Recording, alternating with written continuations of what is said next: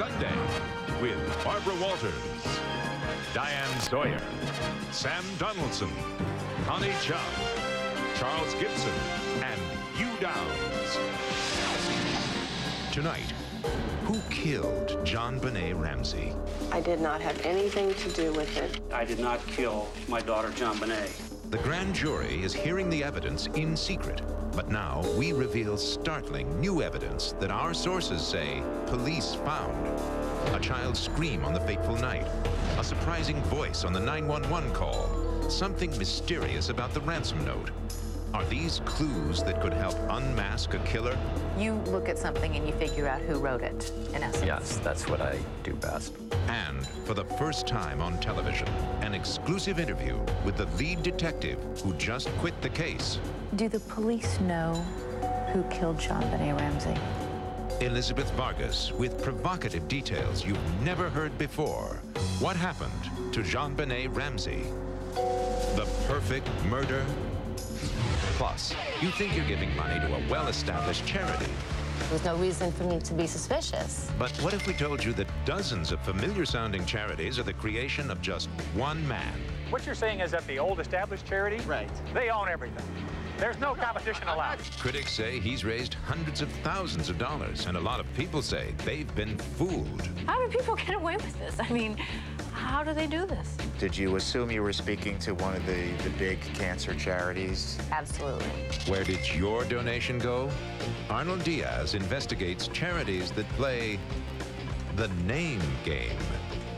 Those stories, plus the latest on Hurricane George, tonight, Sunday, September 27th, 1998, after this brief message. The list of automotive awards received by Nissan this year is now even longer. J.D. Power & Associates ranked the Nissan Frontier Best Compact Pickup in Initial Quality. And once again, IntelliChoice labeled both Nissan Quest and Nissan Sentra a Best Overall Value in their class. And right now, you can get an amazing $2,000 cash back on any new 98 Nissan during our award-winning clearance event. The 99s are coming, so hurry. Award-winning vehicles like these won't sit around for long. When I heard about it, migraine headache pain relief without a prescription, clinically proven from Excedrin, I didn't believe it. I mean, how can you if you know what migraine pain is like? But I tried it because you'll try anything to get rid of migraines. And you know what? Excedrin migraine relieves migraine pain. My own research. That I believe. Excedrin Migraine, the only non-prescription medicine approved for migraine pain relief. Hey there, when you hear KFC, what pops into your mind? All right, best bucket of fried chicken in the world, but try again, KFC. I know you got bucket on the brain. Looky here, I also make something new called popcorn chicken. Crunchy morsels of tender white meat, it's mouth-popping good. Try it for $1.99. See, I make a whole lot more than fried chicken in a bucket, because I am a chicken genius. At KFC, we do chicken right, and not just in a bucket, neither. From ABC News in New York, Barbara Walters and Diane Sawyer. Good evening and welcome to 2020 Sunday. Let us say at the outset that we've all seen a lot of stories about the JonBenét Ramsey case, but tonight we have new details, new information. Isn't it amazing, Diane, that it's been 2 years and we are still fascinated by this case? And 2 years in which no charges have been brought, no indictment has been brought.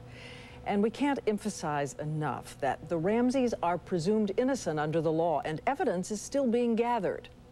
But tonight we have provocative new information that sources tell us comes from the police investigation. We also have the first interview ever with one of the lead detectives who served on the case from the beginning and who recently resigned in protest, and you'll find out why. A grand jury in Colorado is just beginning to review the murder evidence in secret now. But tonight, Elizabeth Vargas has the JonBenét Ramsey story with brand new revelations.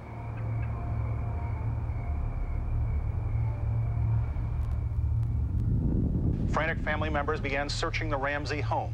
They found JonBenét's body inside a rarely used room in the basement. She had been strangled. Duct tape covered her mouth. It is clearly a new chapter in the case of JonBenét, a bright blonde 6-year-old the world knows best through the distorting lens of the beauty pageant cameras. and the spotlight of a bizarre crime scene. Around 9 p.m. on Christmas Day, 1996, the Ramseys say they came home from dinner with friends and carried a sleeping JonBenét upstairs to bed. They say it was the last time they saw her alive. 1 year, 8 months, and 21 days after the murder of JonBenét Ramsey, grand jurors assembled here in Boulder to begin reviewing evidence in the case. Sources say much of it implicates her parents. The proceedings here are secret, and unlike witnesses in federal grand juries, witnesses here can't even reveal they testified. Now, we don't know exactly what the district attorney is presenting to those grand jurors, but sources have told us some of the key evidence Boulder police have collected. Last June 1st and 2nd, Boulder detectives made a presentation to the district attorney. That presentation included evidence, sources say, suggesting that one or both of the Ramseys were involved in or had guilty knowledge of the crime. We also discussed and identified and articulated 30 specific reasons that we believe a grand jury is necessary in this case and why we think it'll be helpful in moving us forward. Our information on what was said in that meeting comes from well-placed sources in various law enforcement agencies. We emphasize there may be evidence to the contrary not available to us, or different conclusions may be drawn. And a reminder, in law and in fairness, all people are considered innocent until proven guilty. Sources say the ransom note written by the alleged kidnapper is considered a key piece of evidence. Handwriting experts have ruled out John Ramsey and others close to the family. They have not excluded Patsy Ramsey, who has submitted several samples. The ransom note analysis, however, doesn't end with handwriting. The detectives enlisted the help of this man, Professor Donald Foster of Vassar College. You look at something and you figure out who wrote it, in essence. Yes, that's what I do best. Foster analyzes not the handwriting, but the text, the content, and syntax. Use of language, grammar, source material, borrowings, political or religious opinions, and anything that might enter into making a piece of writing distinctively one person's or another's, from punctuation to spelling and so on. The professor once discovered Shakespeare was the author of a centuries-old manuscript, and the FBI hired him to prove Ted Kaczynski wrote the Unabomber Manifesto. But he is perhaps best known for proving Anonymous was really Newsweek's Joe Klein. Early in the case, Foster actually volunteered his expertise to Patsy Ramsey after reading of her extreme distress. Ironically, she never called, but the Boulder District Attorney's Office did. In the Ramsey case, Foster had high marks for the detectives who brought him an impressive sampling of Patsy Ramsey's writings. Letters, notes, even files police retrieved from the family computer. My experience with the Boulder detectives was that they were entirely professional in their work, that they were dedicated to the case. Have you determined who wrote the ransom note? I have no comment. Foster is bound by a confidentiality agreement with the Boulder Police Department, but sources tell us in his report, summarized by detectives in the June presentation of evidence, Foster identified the writer of the ransom note as Patsy Ramsey. Foster analyzed commonly used words and also found similarities between Patsy's letter format and that of the ransom note writers. The indentations and punctuation, especially the repeated use of the exclamation point. We looked back through our own archives and found 2 samples of Patsy's writing. This 1996 Christmas letter peppered with exclamation points, and this 1978 photo with a 2-line note, each sentence ending in an exclamation point. Also, sources say as many as 250 books were cataloged and photographed from various rooms in the Ramsey house. In the event, they yielded possible clues. At least one book found in the bedroom did. Mindhunter by FBI profiler John Douglas. In Chapter 16, there is a case of a young girl who was kidnapped, sexually assaulted, and suffocated with duct tape. When the killer called the mother, he began with the words, "Listen carefully." The same 2 words begin the ransom note. Patsy Ramsey has said she found the note at the bottom of the back spiral staircase. She has said she read it and then called for John. In an interview for A&E airing tomorrow night, John Ramsey recalled his reaction after he read the note. That was the worst moment, was suddenly realizing that someone had your daughter, your child, and has taken her, and she was gone, and we didn't know where she was, and it was dark, it was cold outside. But there's something curious here. According to a source, there are no fingerprints on the ransom note. Not Patsy Ramsey's, nor John Ramsey's. The question is, if the Ramseys held the note to read it, where are their prints?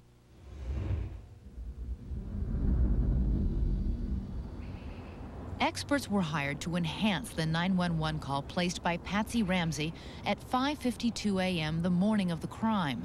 Sources report the enhancement appears to reveal the voice of 9-year-old Burke, the Ramsey son, asking his parents, "What did you find?"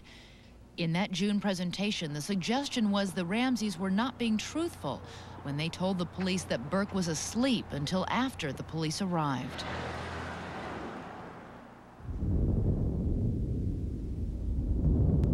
But what was Patsy wearing? According to our sources, when Patsy Ramsey greeted the police that morning, she had on makeup and the same black pants, fur-trimmed boots, and red sweater she wore with a black and red checked blazer to Fleet White's home for dinner the night before. Sources say the police theory presented in June was that Patsy Ramsey never went to bed that night.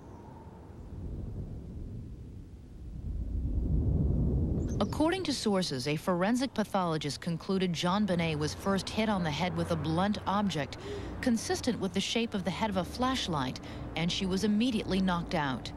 After that, they say she was strangled to death with a nylon cord, then wrapped in a blanket and hidden in the dark with a favorite Barbie nightgown nearby. Why not just dispose of the body?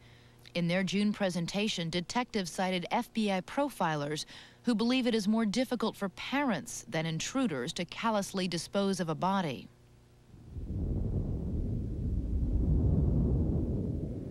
Sources say a neighbor who slept with her window cracked 2 inches told police she heard a scream between midnight and 1 a.m. The neighbor said it was, quote, obviously that of a child. The question raised, if the neighbor heard the scream, why didn't the Ramseys?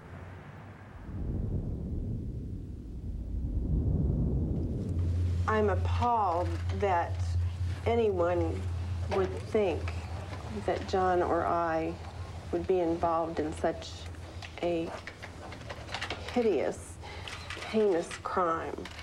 But let me assure you that I did not kill JonBenét.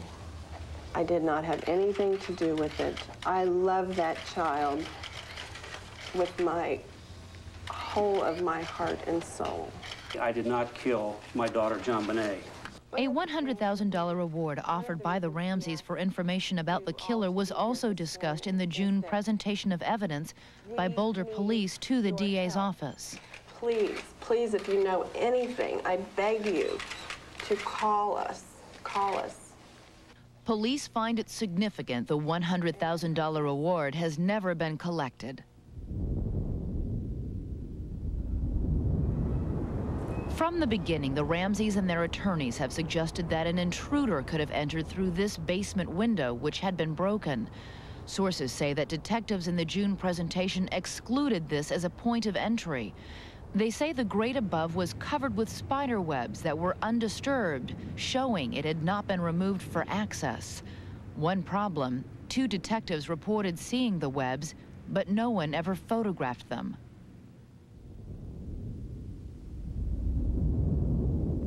Sources tell us many of the items used by the killer came from the house. The notepad in one room. From the kitchen, a Sharpie pen with ink consistent with ink on the note. The wooden paintbrush which held the nylon cord around JonBenét's neck was from Patsy's art supply set kept here, outside the windowless room in the basement where JonBenét's body was found. A forensic pathology expert concluded a sliver consistent with that paintbrush was found in JonBenét's genital area, indicating she was sexually assaulted with that paintbrush. The origin of the black duct tape and nylon cord used on JonBenét has not been confirmed, nor has the source of a partial marking from a high-tech boot found near the body. Sources say detectives told the district attorney they believe the timing of the events discounts an intruder theory. Sources say detectives prepared a time study showing how long it would take an intruder to enter, collect items around the house, write a practice ransom note and then a final draft, accost, assault, and murder JonBenét, stage the scene, and then leave the house, all without disturbing the family.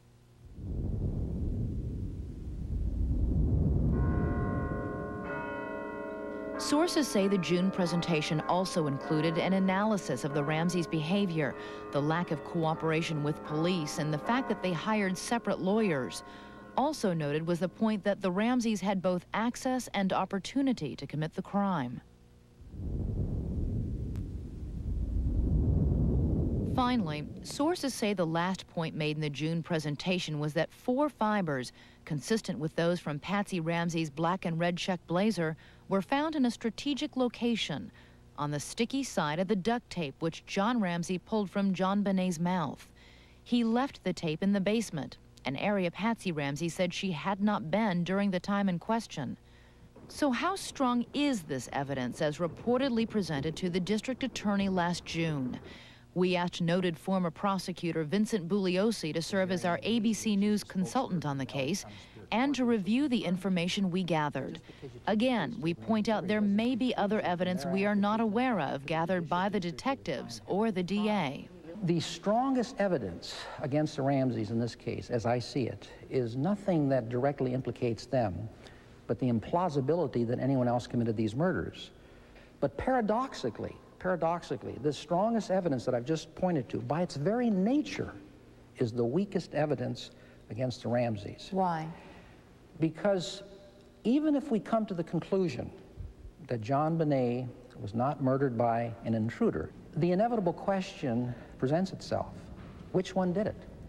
And a prosecutor can't argue to a jury, ladies and gentlemen, the evidence is very clear here that either Mr. or Mrs. Ramsey committed this murder and the other one covered up. Even if the DA could prove beyond a reasonable doubt that JonBenét had to have been murdered by at least one of her parents, there'd be no case to take to the jury unless they could prove beyond a reasonable doubt which one did it. Why couldn't it have been Burke Ramsey, Patsy and John's son? He was the third person in the house that night. Well, it certainly could have been. But if it were, certainly the parents would know about it. And the question is, why wouldn't they release that information? It's not like they're protecting him from a life in prison. He's 9 years old, and in Colorado, he could not be punished at all. There'd be no legal consequences. The only thing is he'd get medical help that he obviously would need. Let's go through some of the evidence that we have been told was presented in this June meeting. First of all, the ransom note. How much weight does that carry in a court of law? Well, it carries weight, obviously, but it's not conclusive. Don't get me wrong, it's good evidence. It's not conclusive evidence. It's not going to carry the day.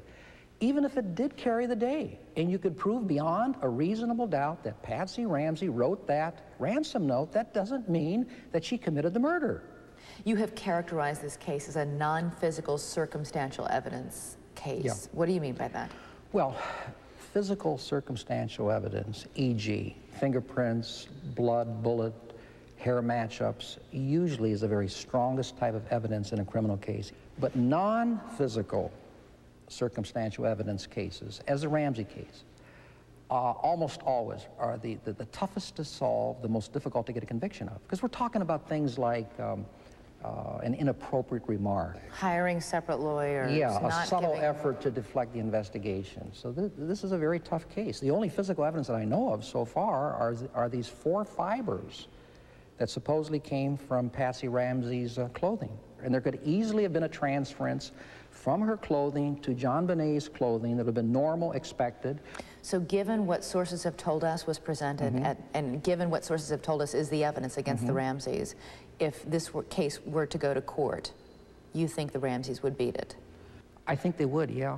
At this particular level. Yeah. And I'm not exaggerating when I tell you that the prosecutor has to prepare that summation for hundreds of hours. I'm talking about 200, 300, 400 hours of preparation so he can put each speck of evidence upon another speck for the jury until ultimately there's a strong, irresistible mosaic of guilt. The prosecutor's argument and logic has got to be so powerful that the jury feels it has no choice but to convict. On Friday, we spoke to lawyers for John and Patsy Ramsey, and they told us that they believe the Ramseys are the innocent victims of a, quote, unprecedented and vicious media assault, attempting to influence the grand jury. They also believe police have stirred up, in their words, a lynch mob. The lawyers say it's difficult to address specifics without seeing the actual police reports, and they added that they've not heard the 911 enhancement. Furthermore, the lawyers also challenged the credibility of Donald Foster, who analyzed the text of the ransom note. And they told us they believe it's easier to hear a scream in the basement from across the street than from the Ramseys' third-floor master bedroom. The murder of JonBenét Ramsey consumed his life.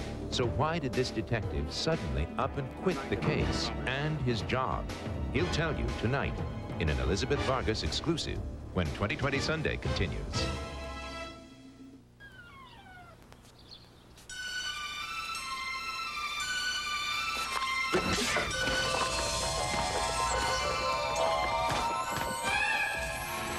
When your allergies are a nightmare, you need help. Not just any help. You need the power of Zyrtec. Prescription Zyrtec starts working fast and keeps on working for 24 hours. And Zyrtec works against so many allergies, from cats and dogs to pollen and dust. So when allergies are a nightmare, and when are they not? Remember the power of Zyrtec. In studies, drowsiness was the most common side effect. Others included fatigue and dry mouth. Most side effects were mild or moderate. Most people weren't bothered by them enough to stop taking Zyrtec. To learn more, look for an ad in Life magazine or ask your doctor or pharmacist. For 97 years, GMC has designed trucks for people who drove them not because they were trendy, but because their lives depended on them. Heroes who measured a truck by its power and its determination. That heritage lives in the new Yukon Denali. A luxury SUV with a 255 horsepower V8. It meets the demands of professionals and the standards of history. The Yukon Denali by GMC. Looking out on the morning rain. Maybe it's time for a hair color that's actually good for your hair. Natural Instincts from Clairol has aloe, chamomile, and ginseng. Natural Instincts gives you rich, natural-looking color, and your hair's better conditioned than before you colored it.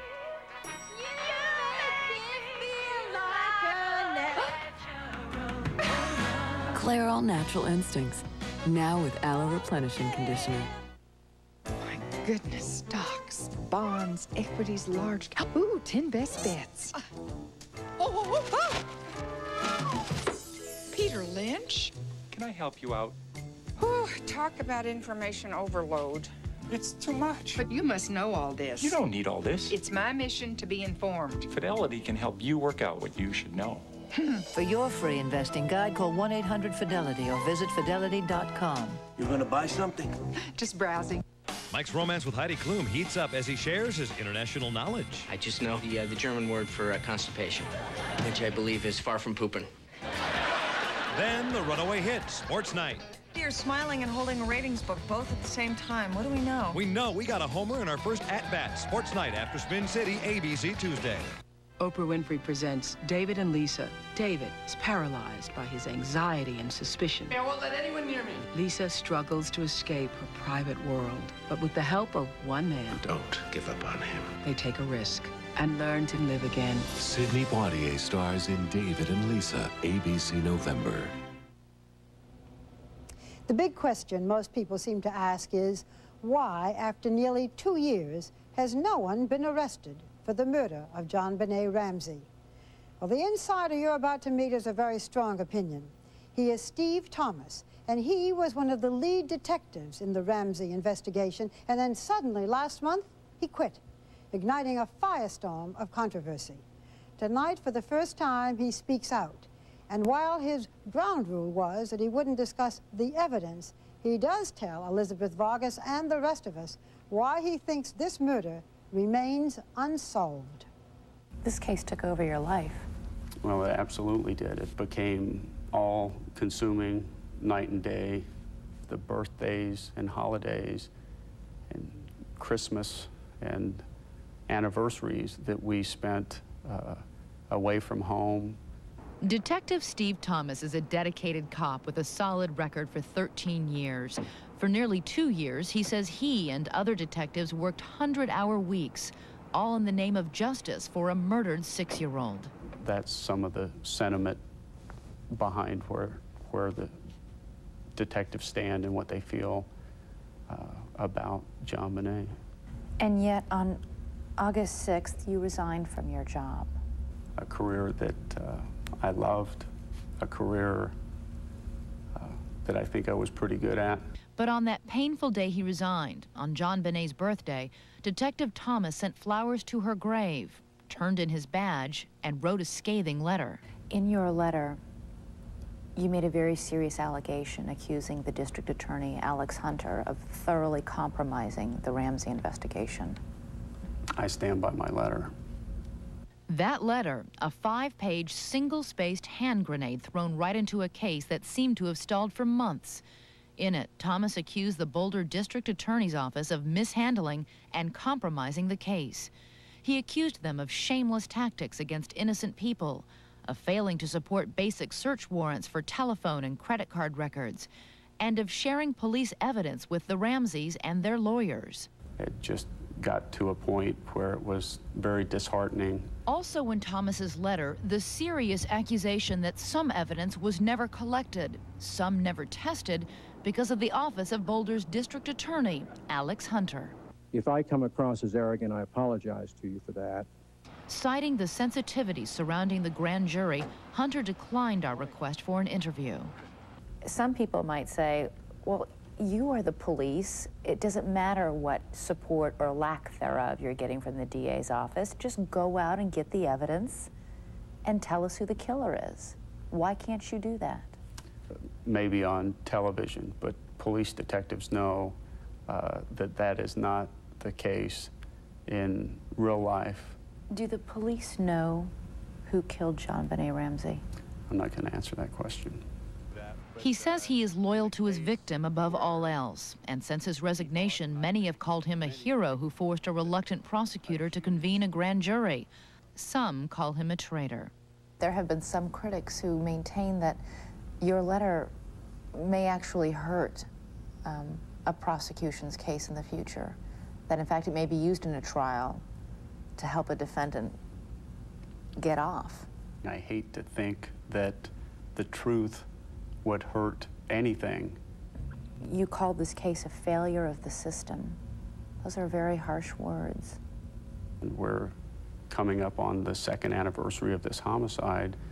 I certainly don't see a success or a victory of justice. Did JonBenét get to you more than other cases?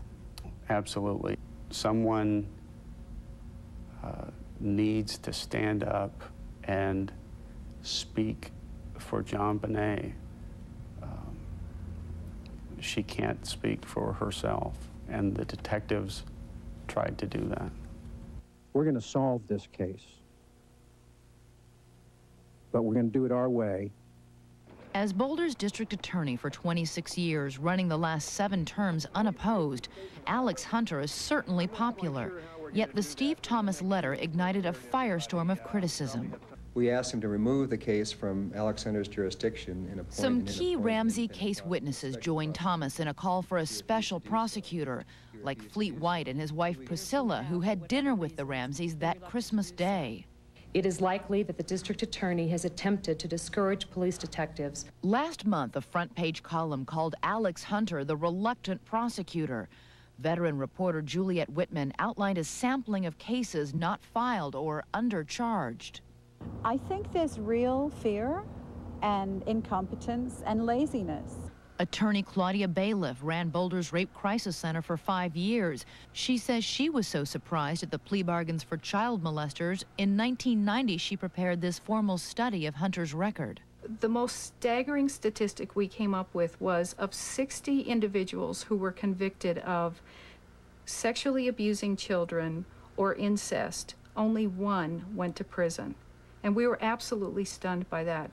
Bailiff resigned in frustration. The new team at the Rape Crisis Center says Hunter's record has improved. But what about the thorny case of Sid Wells, murdered in 1983? June Menger is Sid Wells' mother. It's like deja vu for me watching the Ramsey case. Before JonBenét, the world media swarmed on Boulder to cover the murder case of Sid Wells, the steady boyfriend of Shauna Redford, Robert Redford's daughter. Wells, a handsome journalism student, was fatally shot in his apartment in the back of the head with a 20-gauge shotgun. Fred Neitzel was the lead detective on the case. He arrested Sid Wells' roommate, Thane Smyka. How convinced were you that Thane Smyka was the killer? I was very convinced myself. 100% sure? My opinion was 100%. Back then, cops found Thane Smyka with a 20-gauge shotgun and 2 rare shells with pellets the FBI said chemically matched the ones found in the victim's head. But Hunter's office thought the case was weak, and Smyka was out of jail in less than a month. But there was something else that made the detectives angry. This document. Neitzel says he found it by accident. It shows a puzzling deal Hunter cut with a suspected murderer. If Smyka would waive his right to a speedy trial, Hunter would guarantee a grand jury would not indict him. At first it was total shock, then it became rage. The deal did allow for a future prosecution, and now, under the scrutiny of the Ramsey case, the Smyka case has been reopened. State-of-the-art ballistics tests confirm the old ones. But here's the problem. Thane Smyka skipped town and disappeared more than a decade ago. Again, June Menger, the murder victim's mother, on Alex Hunter. I think he should resign. But the pressing question today is, can District Attorney Alex Hunter rise to the current challenge of the Ramsey case? Again, ABC News consultant Vincent Bugliosi. I'm sure he's an honorable person and he's interested in seeking justice in this case, but he's certainly not the stereotypical DA who's tough and hard-nosed, and you need an aggressive DA in a situation like this. And he apparently is not that type of person. Which perhaps is why his critics say it took public protest to get the Ramsey case to a grand jury after nearly 2 years. Remember, a grand jury can compel reluctant witnesses to testify. How unusual is it to wait that long to impanel a grand jury to investigate It's highly unusual, particularly when you have 2 suspects and they're not cooperating with you. I mean, it's DA 101, that when you have 2 suspects, you do everything possible immediately to separate those 2 and not give them time for their stories to harden and to reconcile with each other. It's being done now, a year and a half later, but it's a little late in the day. Incompetence. Incompetence. Incompetence, right. Based on what we know right now, based on what our sources have told us is the evidence right now, right. If they don't come up with anything more, is this the perfect murder? Obviously, if they don't come up with enough evidence, then the perpetrators committed a perfect murder, yeah. And now one more note in the case. This weekend, a detective who came out of retirement to help the district attorney try to solve the case resigned, saying he believes an intruder committed the crime. As for Steve Thomas, he now works as a carpenter. And the grand jury? It has been at work for 4 days, hearing testimony from the first police officers to arrive at the crime scene. This man knows the rewards of giving, and maybe you've given to one of his 200 charities and not even known it. How do people get away with this? I mean, how do they do this? Have you been fooled by the name game?